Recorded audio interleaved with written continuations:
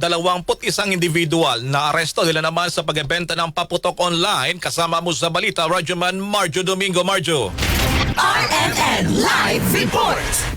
Nailabas sa tala ng Philippine National Police Anti-Cybercrime Group, aabot sa 21 individual na ang naaresto na ahensya dahil sa pagbibenta ng illegal na paputok online.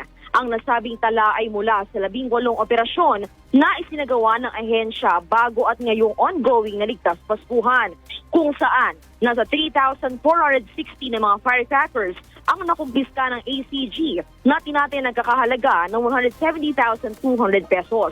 Hiwalay pa ito sa unang binanggit ni PNP spokesperson Brigadier General Rado Suanyo na nasa 23 individual na naaresto dahil naman sa illegal na possession, pagbebenta at paggamit ng paputok. Ayon kay PNP ACG Director Police Brigadier General Wilson Azueta, patuloy ay sinasagawang cyber patrolling na ahensya para mahuli ang mga nagbebenta nito online.